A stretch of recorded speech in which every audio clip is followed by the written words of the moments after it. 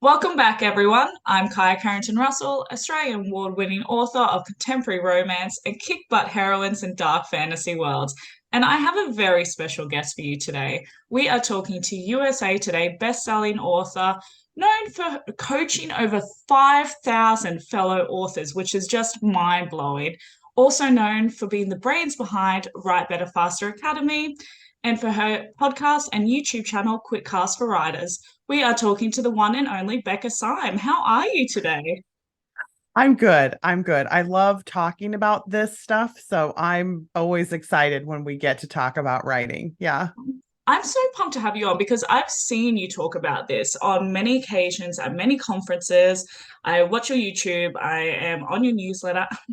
I love what you do, obviously, but you're so passionate about it. And I remember being so inspired the first time I watched you at the RAM conference, and it left me with so much to think about. And honestly, just to give myself permission to let go of what wasn't serving me anymore. So I want to know where this all started for you. Why did you start writing? Yeah, I love stories. Like I have some really early memories of like my aunt telling me stories, but when we would go to bed at night, right? And like she would have this sort of like, let's all gather around and kind of participate in this collective experience of storytelling. And I think I knew really early on that I wanted to be a writer. And then from there, it was just like, how am I going to make this happen? And I tried like being an English major and doing an MFA, and those things were all fun and they were fine. But it wasn't until I joined the romance writer community that I really kind of decided what like I wanted to be really serious about writing. So that was kind of my genesis, I guess. Yeah. When then in your career did you start pivoting into this new lane, coaching? Was it something that you Yeah. discovered yourself that something wasn't being addressed enough, or how did that start shaping for you? So I had in my previous work, right, like I have a master's degree in organizational leadership, basically. And in my previous work, I had been doing coaching around the Clifton Strengths metric inside of organizations. So, like, I was working inside of an organization. We were using it with all of our volunteers. We had tons of volunteers, staff, and we were using the metric with everybody. And I worked inside of like a statewide organization as well. And we used it with everybody. So I just kind of got a little obsessed with strengths. And when I started coaching writers, it was really because like my friends were having problems, right? Like they were struggling with, well, should I do this or should I do that? And they would kind of look at me because I apparently have a face that says I have an answer for something. But they would look at me and be like, why is that? And I'm like, well, I mean, I can tell you, you're not going to like the answer, because the answer is like, we're not all equally talented at everything, and not every single trait is equally available to everyone. And when I would say that to them, I thought it would be depressing, right? And it was sort of like, oh, thank God. Like I thought that I was broken and, there was something wrong with me. And I was like, oh, so not everybody automatically knows this. Like, this is something that people need to be kind of like, shown and freed up a little bit. And I'm like, well, I can do that because I love nothing more than talking about this personality stuff. And so I started doing it really like with my friends. And then I was an indie author in early in 2013 and stuff like that. So I had a bunch of indie friends who were like, I got to run a business and I don't know much about doing this. And I was like, well, I can help you, figure out how to do these things, because I had been coaching businesses and stuff how to do that. So it really kind of happened because people needed something. And I happened to have had years by that time, well, close to 8 years of consistent coaching inside of an organization with people. And then just literally coaching everyone who came across my path. Like I used to coach on the plane and like in line at the grocery store. I'm a weird person. I'm a very weird person. Uh, I find it so fascinating to watch you. Like it sounds, I guess I'm a weird person, but you can tell how passionate you are and how much you genuinely want to help everyone, and that's why I really gravitated towards your work.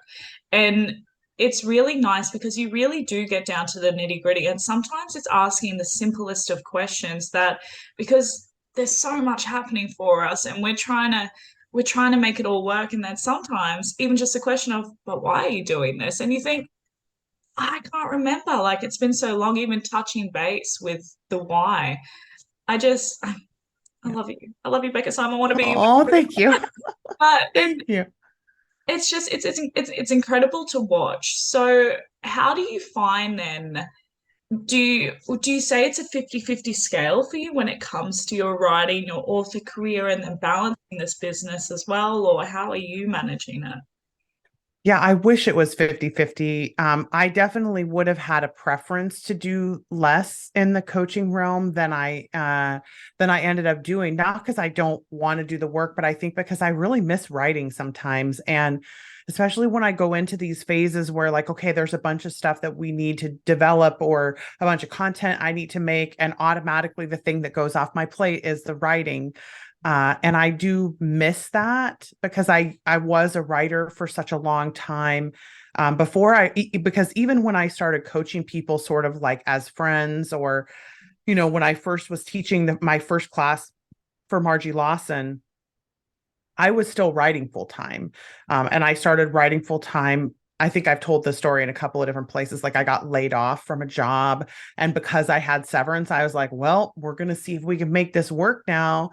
And that was right when indie was starting. So I was like, well, I'm going to publish all of my own stuff because like I had worked with publishers in the past. I wasn't making very much money from it. And I had a friend who was making a lot of money in indie. And I thought I can figure out how to do all this stuff very quickly, just like, because there was nobody to teach us stuff in the early days. We all had to figure all of it out on our own. And we were just kind of helping each other. Right. And so I thought when I started coaching, maybe like a few years after that, I thought I was going to be able to maintain a high amount of writing because I had plans, like all these plans. In fact, I remember having a conversation. I did a consult with Chris Fox about writing to market in 2016. And I had all these plans to like be very aggressively trying to write to market, right? And then when the coaching took off, it was kind of like, well, good luck, Becca. You're never going to do that again. And for a while, the writing was very slow. Like I wasn't producing maybe more than one book a year and for me, that was a slower pace. Um, and I definitely was not as happy that the writing was not happening as much, but I love this work so much, and it's so necessary to do. Like it's so helpful for people, that I just was like, well, whatever it takes, and I'll get back to the writing. And I do. Like I have seasons where I'll just write a novel and put my head down and just kind of write in the morning early for a while, and then I have seasons where I can't write really at all. I think too, one thing that I took as well from the first conference that I saw you at, you had mentioned Phoenix Writer. I'd never heard of that concept. And oh my gosh, it was such a relief to me personally, because as you explained, it's basically those writers who aren't so much consistent across, but they'll like smash out a book in a couple of weeks and be done. And that is what I do. And then you burn out at the end, thus the Phoenix. And I was like, oh my gosh, I'm not alone in this. This is okay. I'm not broken. I'm not being abnormal. And it was really nice to hear that. I think the story that you're saying is so familiar to a lot of authors, though, that when you have so much happening, no matter what it is, whether it's another business, coaching business, that writing gets put to the side. And then we're really hard on ourselves at the same time because we're like, but this is meant to be the main thing, but we fill our plate with so much more. So do you have any advice for authors that perhaps are doing that? Yeah, so sometimes it's necessary, like I know a lot of people when they first have young children, they just don't have the schedule flexibility to be able to move the writing onto the primary front because there's other stuff that has to happen. The same thing might happen when you have to launch a brand new pen name or do a whole bunch of marketing or start up TikTok or whatever you're doing, right? Start a YouTube channel. Like there are tons of things that might move writing off for a time. But then there's a different type of writer who is letting all of the whirlwind consume because we're trying so hard to make the book sell that we are de-preferencing the writing because we're preferencing the things that we think are going to make the book sell. And that's the stuff where I would say I'm trying to really be consistent about the message with writers right now of don't build infrastructure around books that you don't know are selling yet, and wait to build a whole bunch of like making yourself do every single new thing and trying every new marketing thing, and do being on every social media platform and running every type of ad until you know it's going to be worth the investment of your time. Because otherwise, a lot of us are building infrastructure, like we're making translations and audio decisions and making Shopify stores and doing all these things, thinking this is what I'm supposed to do to make the books sell. But the reality is, the books have to be able to sell, not sell themselves in the way that we wouldn't do any advertising at all or any discovery, but just that we need to know that there will be consistent audience for the books before we do a lot of this infrastructure stuff. And so my consistent message now about sustainability is there's just too much unpredictability in the market. It's very saturated everywhere. There's still openness. There's still a ton of openness, but it's not as open as it used to be. And the way that we act in the gold rush and the way we act in the golden age are not the same, right? Like the gold rush mentality is just not applicable anymore. And we have to really do less and write more. And that is not something that's as comfortable for some of us because we have grown up as writers in the gold rush and we really want to continue to operate that way. But we're just not going to be able to do everything. And that's the pain point, right? When did you say you published your first indie book? What year was that? 2013. So it was literally like, so it was the Christmas, I think, of 2012 into 2013 or something like that. It was the best time that you could have been an indie. And several of us who were indies at the time talk about this, like, oh, weren't those great years? Because it wasn't just about the fact that you could just put a book up and if it was decent at all, you would have an audience. It was more it was more that the frontier feeling of like having this brand new space and getting to explore and having everything be new is so much fun. And I think people who come in brand new now still get that feeling, but we don't anymore if we've been here for a while, and it starts to become a different feel to the work. And you need to know that you'll like that, I guess, or, it can be hard to recapture. So I published in 2014 for the first time, so very similar time. And Yeah. we've discussed it a little bit on here before, is like the industry's changed so much, it's shifted. And even when I think about those days, I just, it felt more organic almost because there wasn't as much material. You're figuring it out yourselves. We were all connecting with each other because we're like, who are you? Are you doing the same thing Yes. as me? And there wasn't as much Yeah. information. So we were really supporting each other. We were connecting with readers. And I think now, and I've done it in the past, I can admit this myself, it starts just looking like numbers, instead of thinking about the person that's purchasing that book and supporting you, you're like, oh, I've only made one sale today. It's Yeah. just a number on a graph now. So I think because of the saturation and how much it's shifted, it's really changed the dynamics a little bit in the industry. So I think you're absolutely 100% right in that. And I don't think we'll ever get that shiny, sparkly new. But I think also maybe that's why a lot of authors, not everyone has lasted this long either, because they don't Yeah. expect it to be a marathon. Yeah. Yeah, Or it can't be, right? yeah. Like you can't run a marathon the way a lot of us were sprinting. Like if and you'll know this because you were around, if you were in during the gold rush and you were in the industry, it was constant. The pressure to produce more and more and more was constant. And we feel it now, but it's like everybody's tired so much that we're not all responding in the same way. At that time, there was more of an energy with it.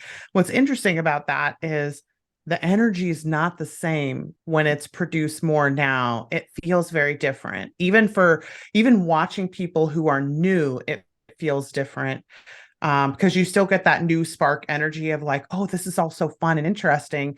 And I do think there are ways that we can recapture that on some level, but we have to be willing to be radical about how we do it. Like I'm doing a brand new pen name launch this year. I'm so excited, where I'm not really doing anything. Like I'm really not doing anything. I'm not going to run ads on it. We might run like a $5 AMS ad or something, but like I'm not going to do any social media. We're not doing any of the big splashy things that everybody says. And I'm going to wait until 6 books are out and then start doing stuff because I just want to see if it'll make me recapture any of that ability again to feel that excitement, I guess, that I felt before. But we'll see. The jury's out. I don't know. Think it will though, just taking that pressure off because we have so much pressure on ourselves because we invest so much money, we invest so much time into this, and then when we're not seeing those that tenfold result coming back, we're thinking, why not me? Why Yeah. haven't What I did I made do it? wrong? Yeah, what am I doing wrong? And it's very debilitating for some people. I mean, and I know I know I've gone through it, you've probably gone through it, and then you start doubting your ability, your creativity.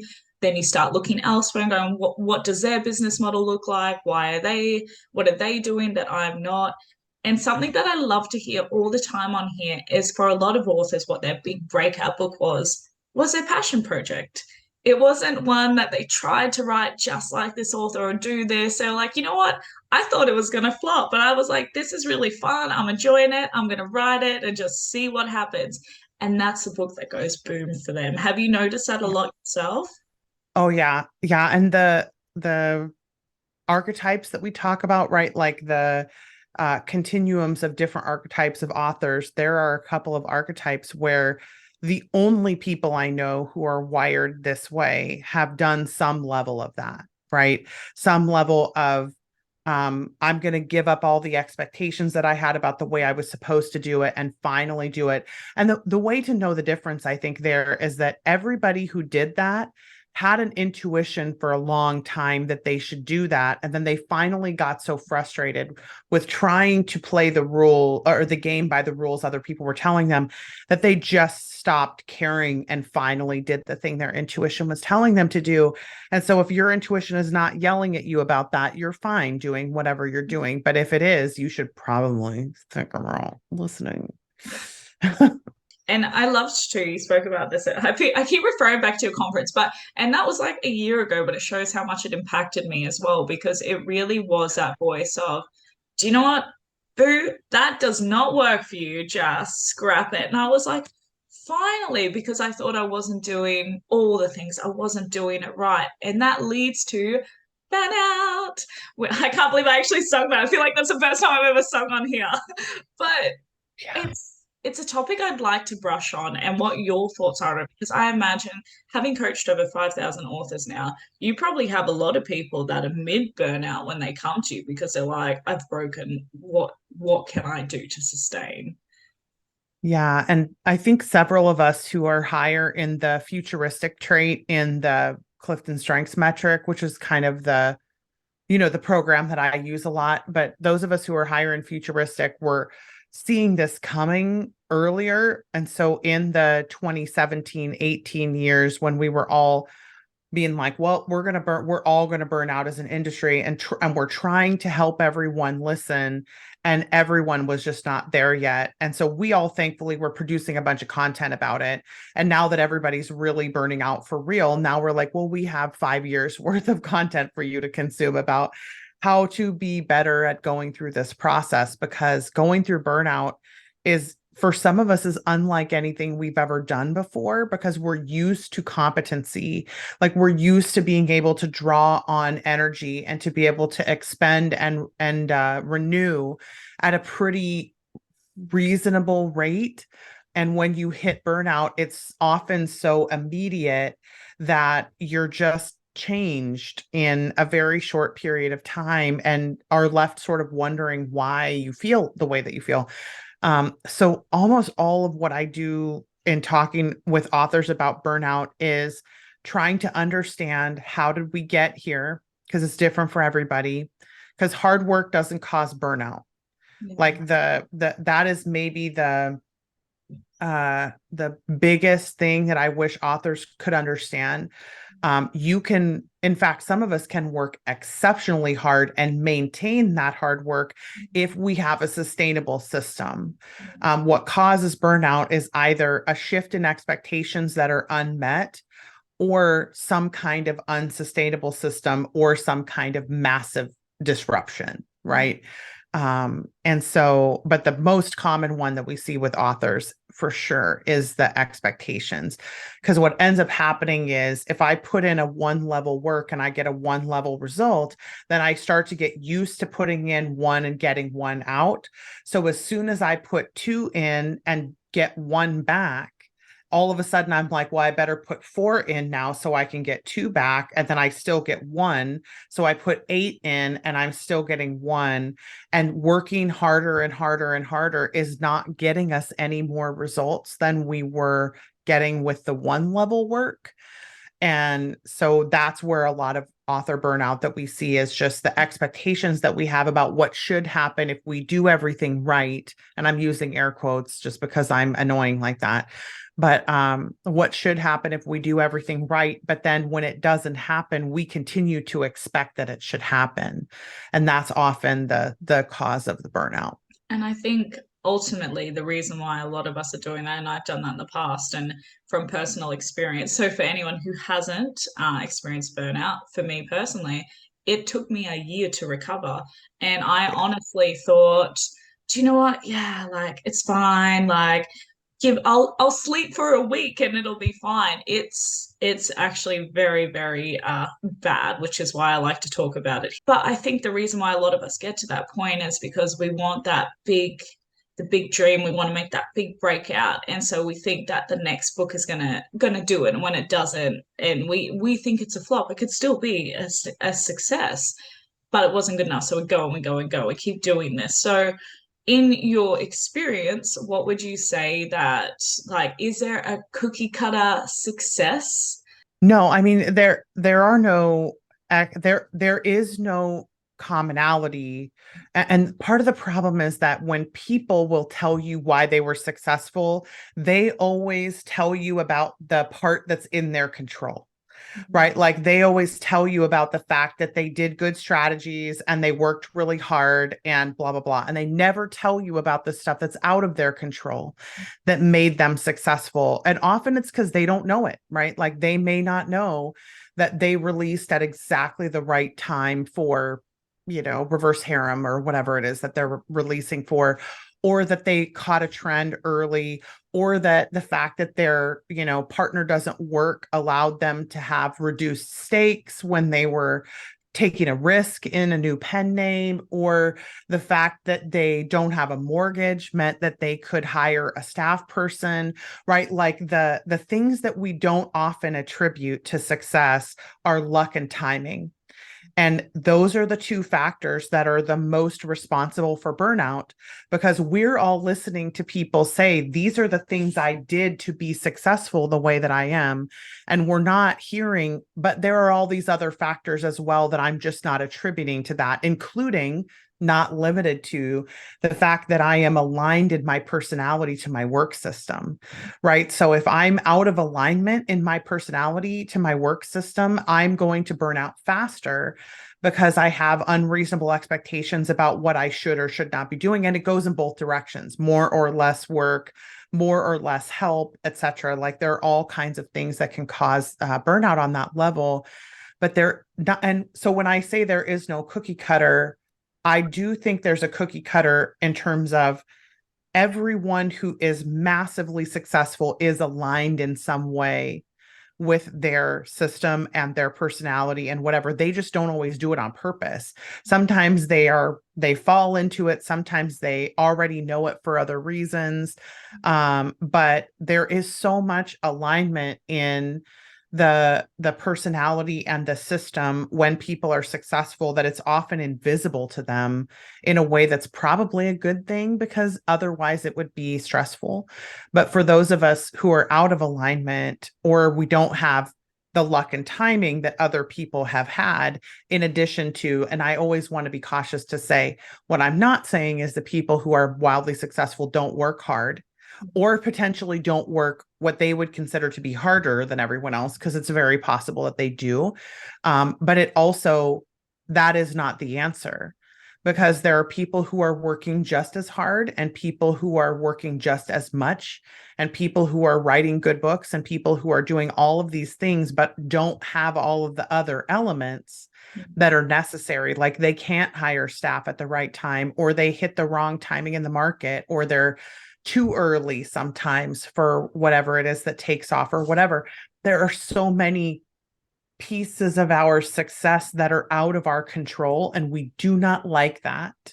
We Yeah. don't like to hear that, because those of us who want to work very hard and want to be competitive and want to be better than everyone else don't like the fact that there's a part of the game that we don't get to game. Like we don't get to play harder than everyone else, which is, life. Yeah. Life. Life. Then talking about aligning with our personalities, let's talk a little bit about Better Faster Academy. For those who are not familiar with it, can you please explain to us what it is and what it offers? Yeah, it takes into account everything about you. So, what I'm not doing is saying, here is the 10-step process to be the best version of you, because that is ridiculous that any one process could do that. But what we do instead is a whole lot of assessing, right? So, the combination of, we do a lot of different, like, where do you fall on these different metrics, and what type of person are you, and some of that, but that's not everything, because that's only one part of your life.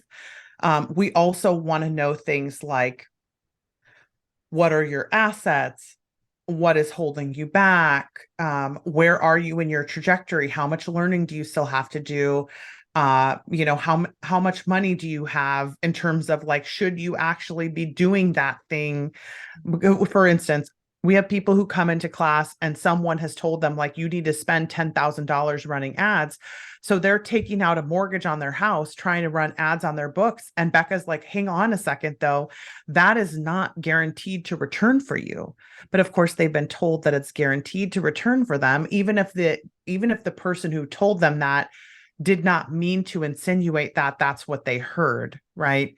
And so there's so many things about us that need to be assessed in order to know if we're on the right alignment track or not. And so the Better Faster Academy, we do a lot of, where are you? What do you want?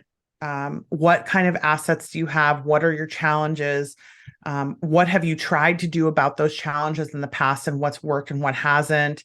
And then we're always assessing, like, why has that not worked? Because the joke we make, it's not really a joke, it is actually true. But the joke I make on the QuickCast all the time is, anyone can tell you what worked for them, and they can say it may not work for you, but they can't tell you why. I can tell you why. And that is actually true. Like I really aggressively try to figure out what it is that's going on that's making this difference happen, and then either explaining it in a way that makes us able to conquer it, or where we can just let it go and not have that be a part of the expectation anymore. And that's kind of, like I say, we're in the alignment business. Not everybody knows what that looks like. It's primarily just trying to get you to the outcomes that you want. I've had so many authors come on and they're like, and I took Becca Science class and these are my top five grades. And this is, and I was thinking, what are these people talking about? And then I was like, I'm going to bite the bullet after I was inspired by one of your presentations. And I went and I did it. And I love that nobody knows what to expect going into it. But everyone takes something different from it. And you also get that one-on-one coaching, which is amazing. And it definitely helped for me personally. And I know a lot of authors that have come up in here, and a lot of successful authors have thanked you, probably personally, but also through here indirectly, because they're like, why was I wasting time trying to be this person that is not me? And I think it really shifted a lot of things for a lot of people. So I'm definitely doing like a little shout out here because it definitely helped me as well. So thank you for that. And thank you for I'm coming glad. Thank you. Yeah. on. No, I'm glad to hear that, because I think that's the whole goal of the BFA is, why would we want to do things that are not ours to do? Like things that either work against us actively or things that are too inaccessible for us or things that are not making us happy or are not aligned with our process or our goals or outcomes. And it's almost like all of the programs that are out there that are trying to help us figure out how to do this better, it's like each one of them can work well for a certain segment of people.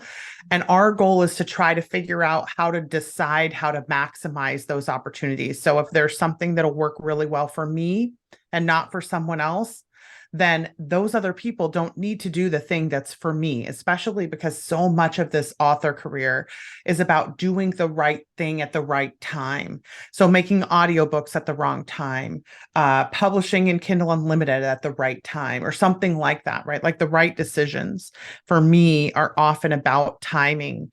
And I want us to feel collectively like it's okay to release the expectations that there is a correct way to be doing this so that we can focus more on what is right for us and what is the right timing for us. Yeah, and that way we can enjoy it a little bit more too, or more Yes. consistently, and we're not so hard on ourselves. Oh, Um, yes. I want to talk because you have multiple courses in Better Faster Academy, and there's a little bit for everyone in there, which I absolutely love. And then you've written non-fiction books, plenty of as well. And then we also have Quickcast for Writers, which is your podcast and YouTube. So, which is complete free content, great information. I've been following for a while now. So how do you manage that as well? What makes you want to go outside just having these courses and then offer Yeah. different bits of information everywhere? It's so funny when you ask that. I'm like, well, I didn't want to. You know what I mean? Like, and because this is the story of my life. I sort of joke with people. My personality is a very serendipitous personality, right? Like I have a strength called connectedness that is very into uh, um, capitalizing on timing. And so I am constantly trying not to do things that are not mine to do. And when I very first got into teaching, I was actually teaching a different set of courses for Margie and doing other things. And when Write Better Faster started to take off, everybody was like, oh, you should do more of this. Like, you should do more courses. And I was like, oh, I want to write. And so I resisted it for a long time. And I especially didn't want to do the model that everybody else was doing because I was not interested in the model that was out there. And so I was like, you know what? I'm going to do something that nobody else is doing because of course Trailblazer like have to do that and need aggressively to be doing things that are different from everybody else. And so I did something that no one was doing at the time. And I did a completely customized course that had no evergreen content whatsoever, that was 100% coached. And then we coached you again at the end, one on one individually. So it was a very time intensive process. But the goal was to do it so effectively that every single person who took the class would be able to get what they actually needed out of it, not just get something out of it, but get what they actually needed out of it. And so my goal at the time was to only do courses that I was required to do by the people who needed the help, right? And that's kind of been the experience every single time I start doing something new, as I start to coach people and see like, oh, we really need to do this for authors. Like authors need a burnout class. Authors need a intuitive ads class. Authors need this, right? And now we're doing a stuck list stuff like for being stuck and being in writer's block. We're doing all of these things because I see the need and I'm like, oh, see a need, meet a need. Like that's definitely the methodology of my business. And I've never done anything that has succeeded where I have planned it.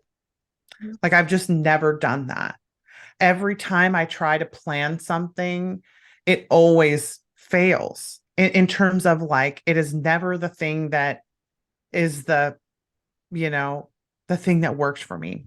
So I have learned over my lifetime to only do the things that life basically smacks me in the face and is like, you should be doing this now.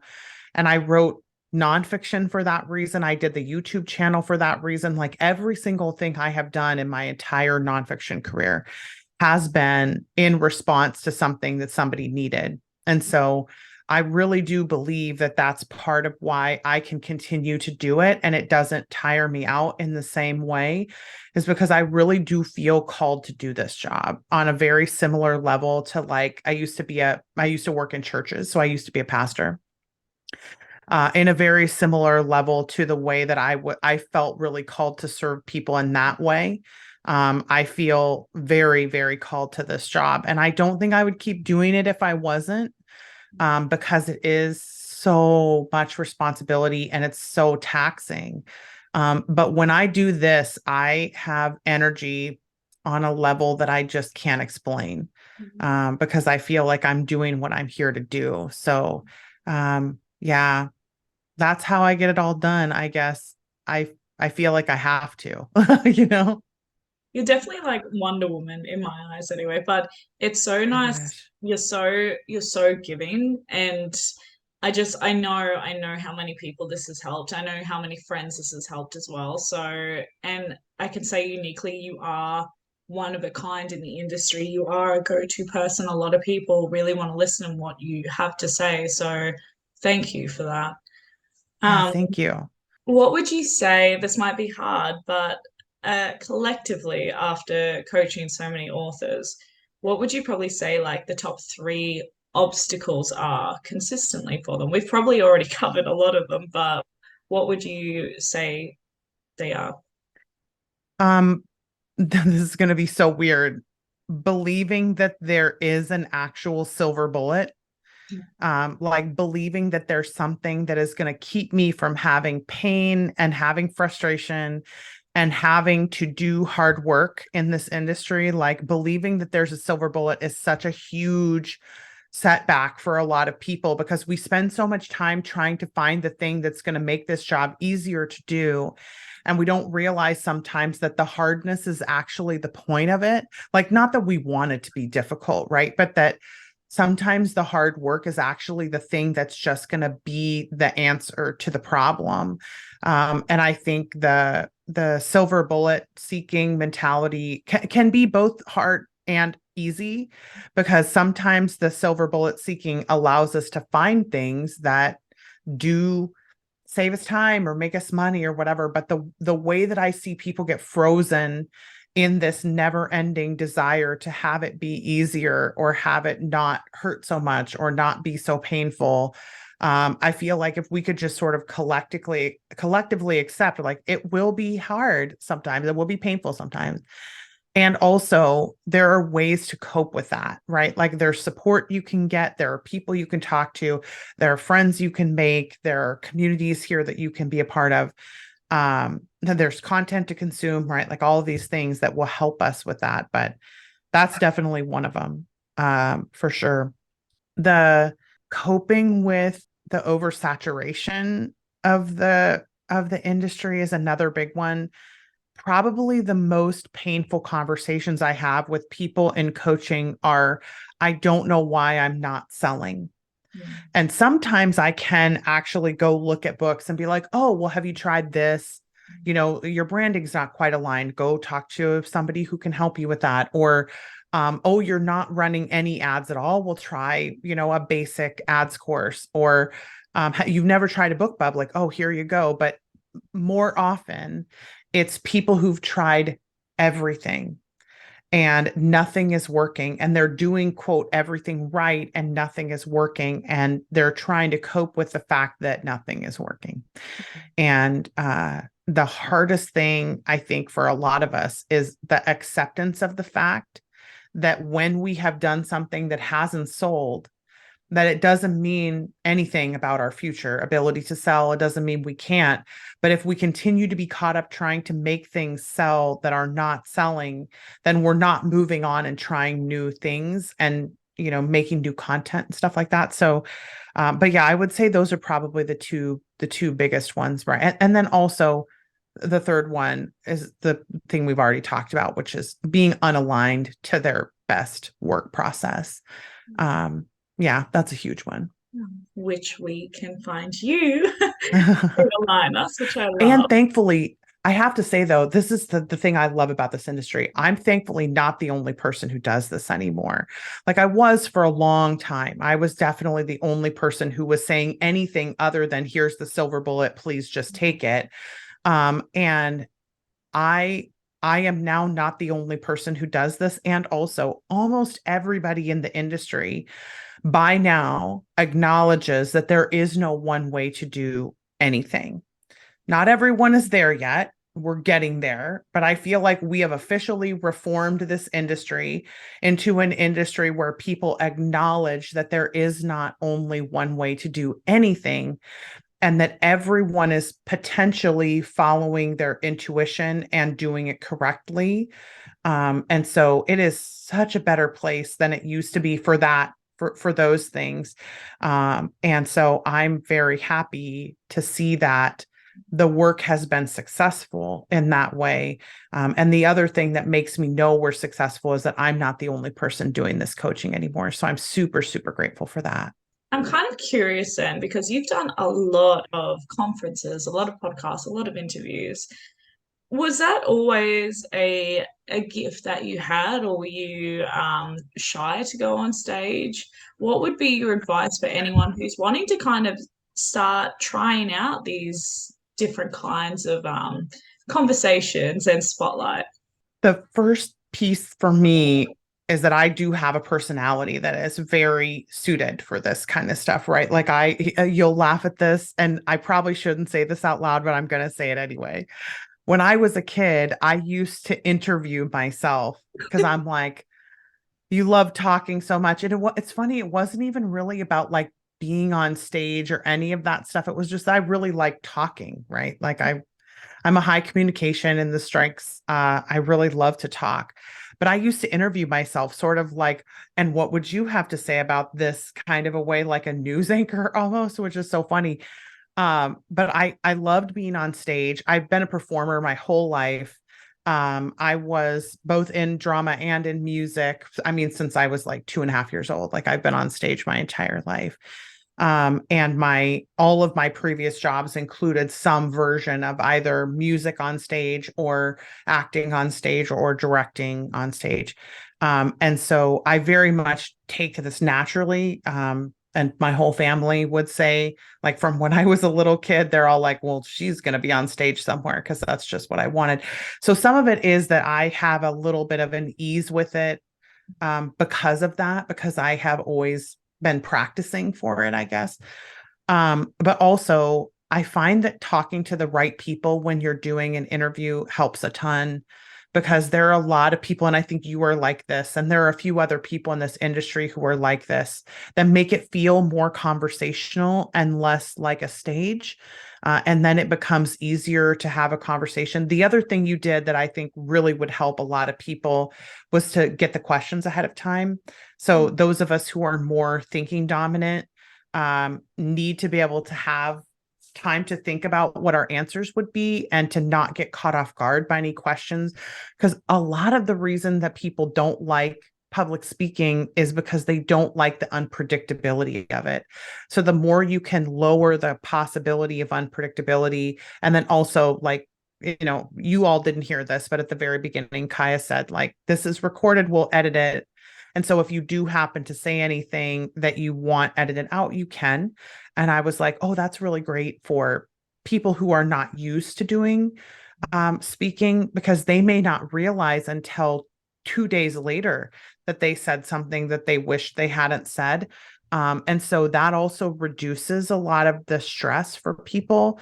So if you're thinking about like, how do I go and do this? I would say try to find somewhere with low stakes and make sure that you're in an environment that you trust, because that helps a ton. Talk to somebody who will treat you like a human being. Because it really helps, believe it or not, to do interviews with people who are actually interested in what you have to talk about, because there's an energy that happens when it's more like a conversation. And then the other thing is, I think I would do it even if I was scared of it. Like, even if it frightened me, because the fright will never go away unless you do it once and see if it is something that you can do or not. And there are ways to do it more easily than, jumping on a big stage at a giant conference, right? But do something local, talk to a group of local writers, go to a library or a school and talk there. Because I think that's part of what helped me at the beginning was like, I used to put on, I'm embarrassed to even talk about this. I'm so I ready. used to put on plays for my family. So like I would get all of my cousins and my sister together and and I'd be like, okay, here's what we're going to do. And I would like direct out this whole play and we were going to have entrances and exits and everybody had lines and we had choreography and I would like produce these little plays. And just me being on stage in front of other people so often really gave me an ease and a facility. And I've spoken to some massive, massive crowds now. And I don't ever feel nervous anymore because I know when I open my mouth what's going to come out of it because I practiced it so much. And I've done it in very low stakes places, like in front of my parents.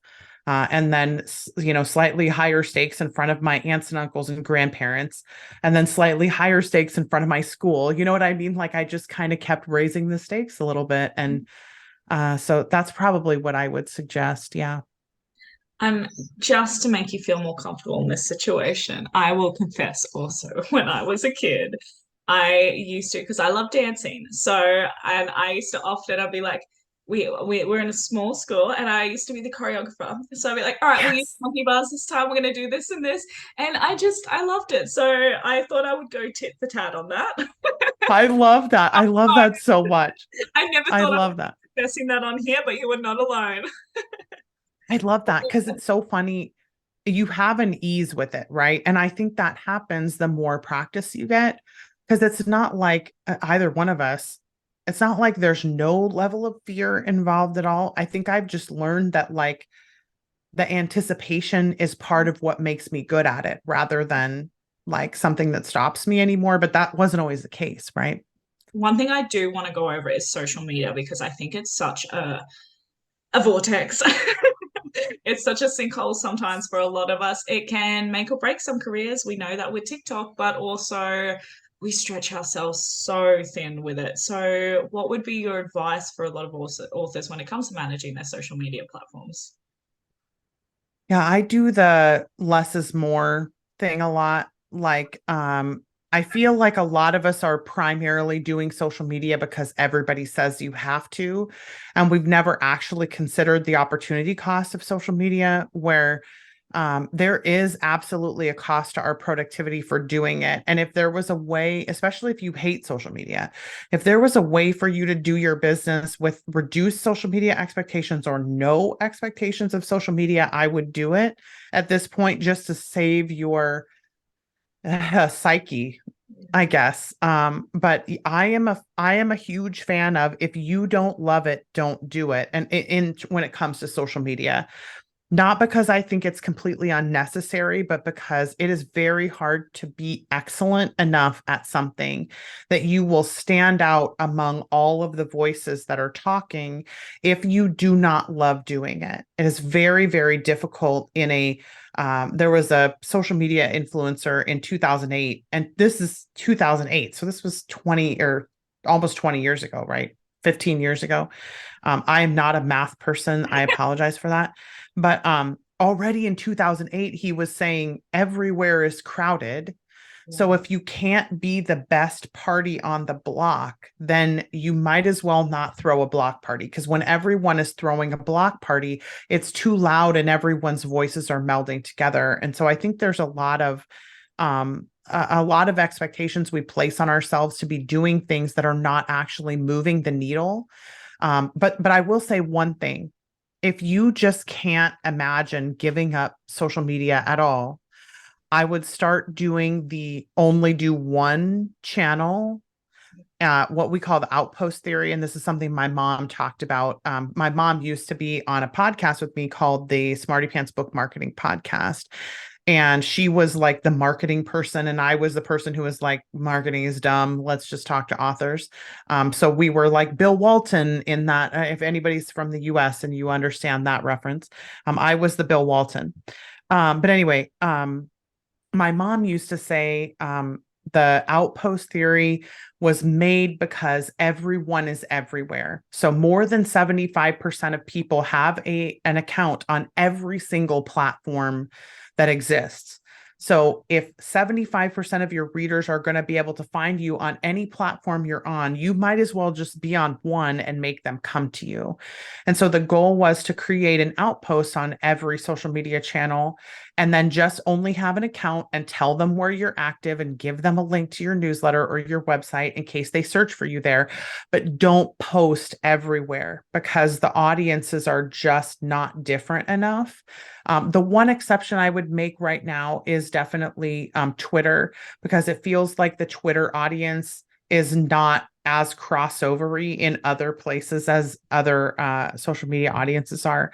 But in general, I'm a fan of I am not here. Please find me on Instagram, or I'm not here. Please find me on TikTok. And then just tell everyone that that's where you're going to be active and then go be active in that one place. Because what we're going to get a better response for in terms of knowing if it's moving the needle or not is if we only do one thing in that arena. And I'm a fan of this as well when you're learning ads. Learn one ad platform so you know where your clicks are coming from. Do one social media channel and do it fully. Like, don't half commit to it. Do it aggressively and fully and be in that place, because the results that you get, if you don't ever know what it is that's moving the needle, then you don't know what you can and can't quit.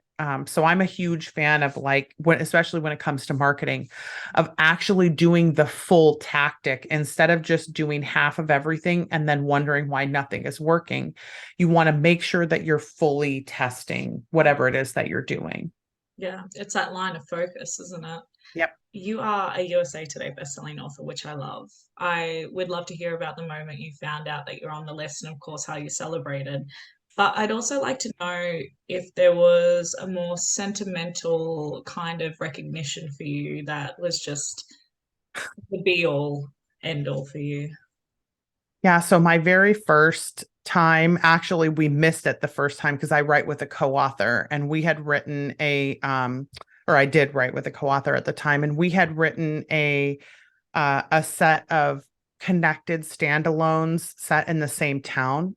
And we had gotten what was by far, I think, enough sales, given now that I have some perspective, by far enough sales for us to have made the list the first time. And it was so frustrating because I remember being in the airport and thinking, okay, the list just came out. I know what our sales numbers are. I know what everybody else has told me they should be making.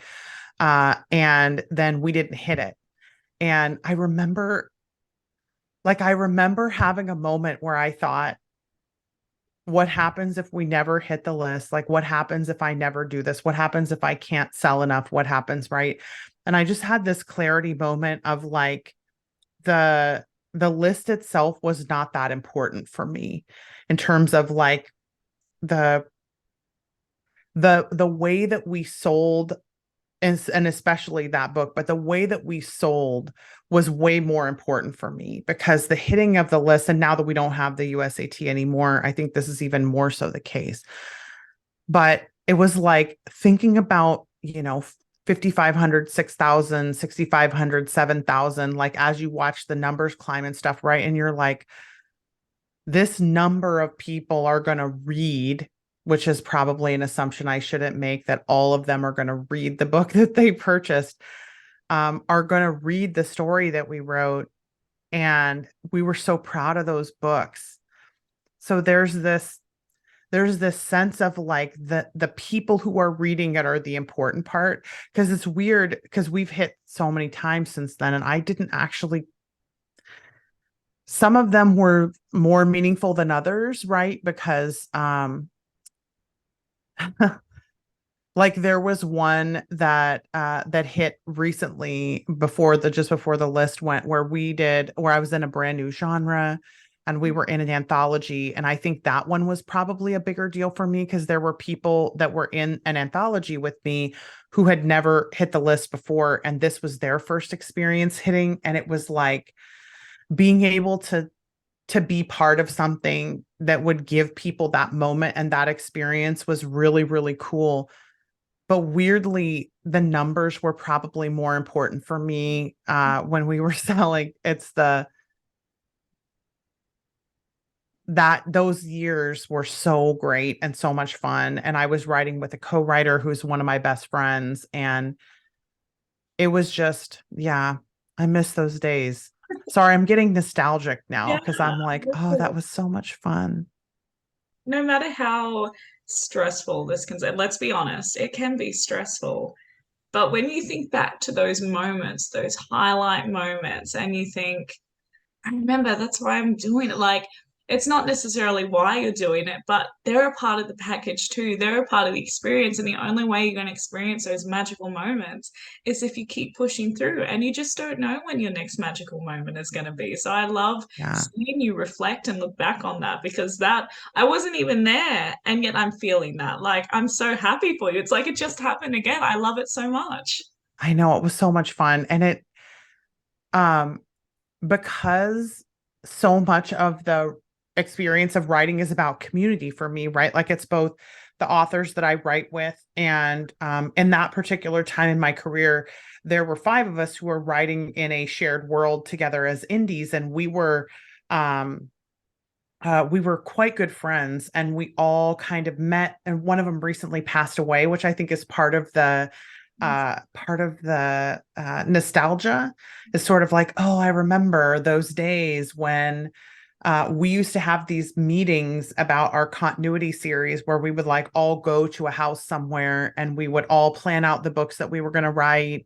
And we were really good friends. And that was also part of the nostalgia about that experience. Was we've all moved into different genres now, so we don't write in that shared world anymore. And we do still speak to each other and see each other, but we're not tight the way that we used to be.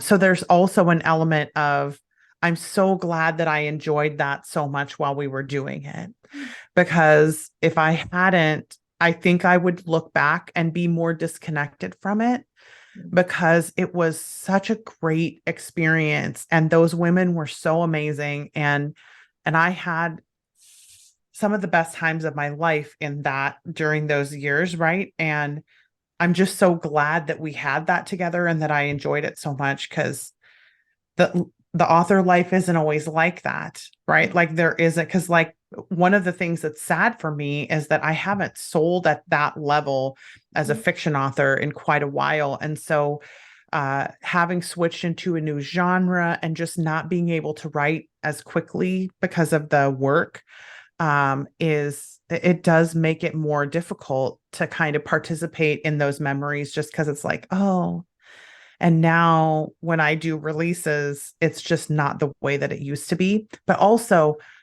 I still love it. Like, I still love the process of the writing and the production of the books. And being a part of this community is like the great honor of my life. And I really love, I really love books and stories and writing. And I feel like I'm repeating myself at this point. So yeah, I'm, This is a I'm getting emotional. passion. I know, but this is the passion I've been talking about. Like, Yeah. this is why you inspire so many people, is because you're so genuine and you love what you do. You love I the love it so much. you do. And you I can really tell do. that. You feel it. And I think that's why a lot of people come to you and they have those questions, because it feels like you're the angel that can give us guidance when in doubt. No pressure though. No No pressure. pressure. No, I'm No kidding. pressure. Good luck. And actually, I'm really glad you said it that way, because I really feel like all I do is I know this metric really well, right? I know this metric that makes it an easy shorthand to know whoever it is that I'm talking to. So, and I say this a lot to people, like everybody who talks to me is like, oh, it feels like I've known you for so many years. And I'm like, well, it's because this metric allows me to know things about you that other people would have to discover over decades of having known you. And the thing that makes this so easy, this job, is the fact that this particular tool is so precise and so accurate. And it gives me so much ability to help people very, very quickly. Like it is not uncommon. We sort of joke in our staff meetings that, well, people come in here and they expect to have their lives transformed in 45 minutes. And I was like, well, but we do that though. Like that is something that is accessible to us because of all of the decades of work that Dr. Clifton put into his tool, his assessment.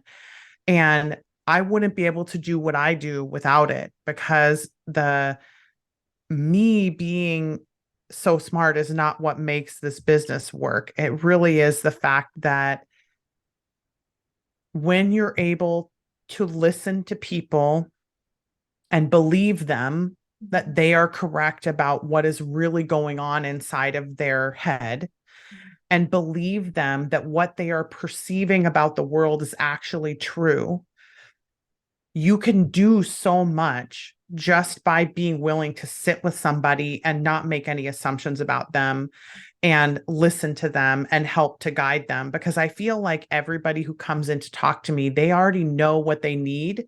They already know what they need to do. 90% of what I do is just tell them something that they have already known somewhere deep inside. All they needed was for someone to say, this is a fact-based reason why you need to do this thing and why this thing is happening to you. And then they already know so much of what they need to do. They just need to be reminded that they are correct about it.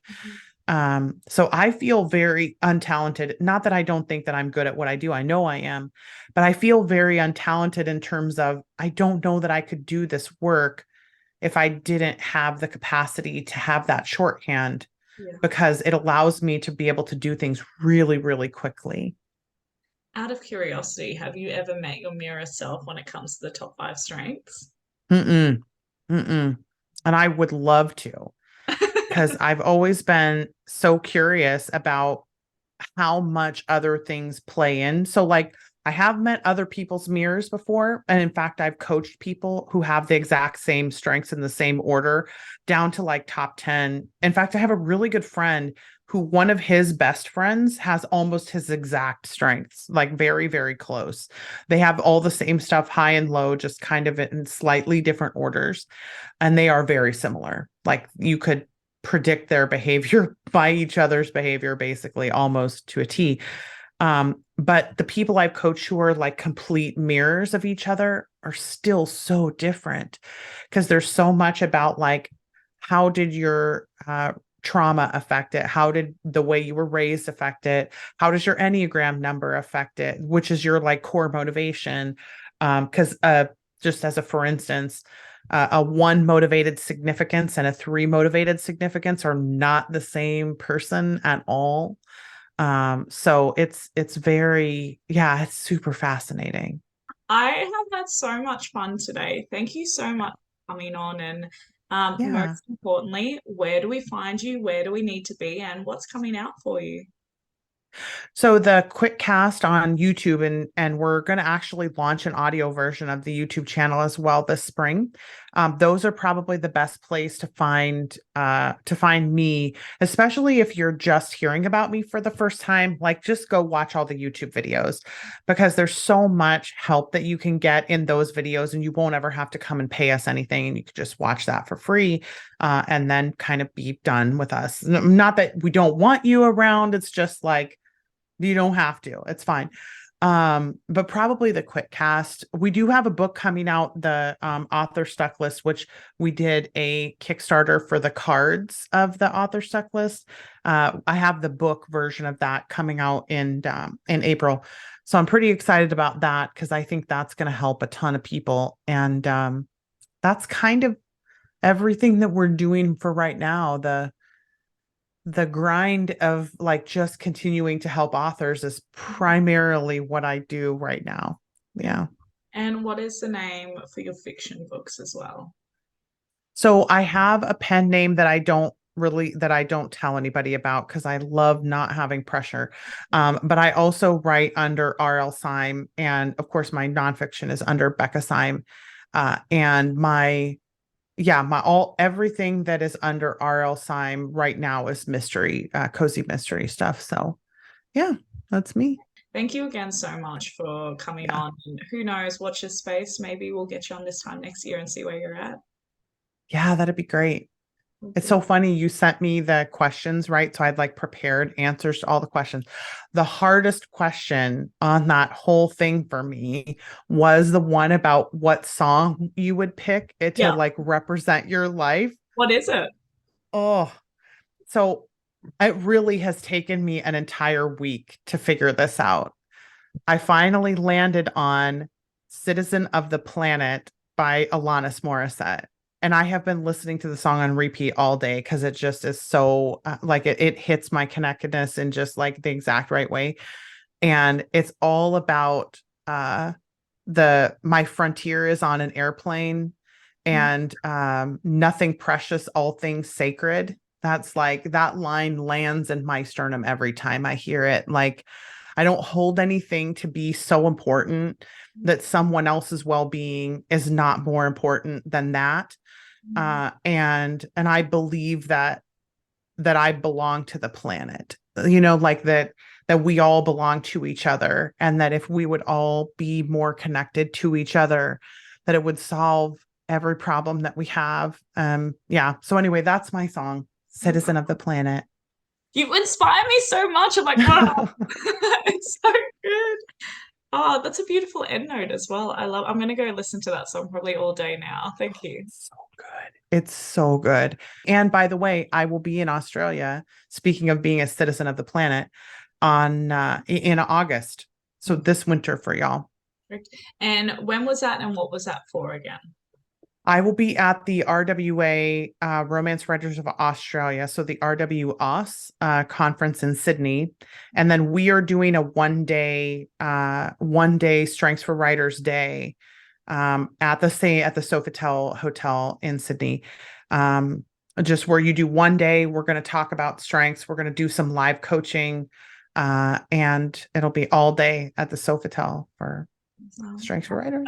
Have you started releasing tickets for that? I'll be definitely be going. So Not yet. I'll let you know when we do, though. Yeah, as soon as I do, I'll let you know. I'm hopeful to get some of the people that I've already coached to be able to come because I really would like to see everybody. I'd like to see everybody in person. yeah, So, I'm looking forward yeah. to that. So I can't wait. I'll Yay! see you soon then in person. Yay! Yay! I'm excited. Amazing. All right, well, I'm gonna love you and leave you, everyone. So have a good day. Bye.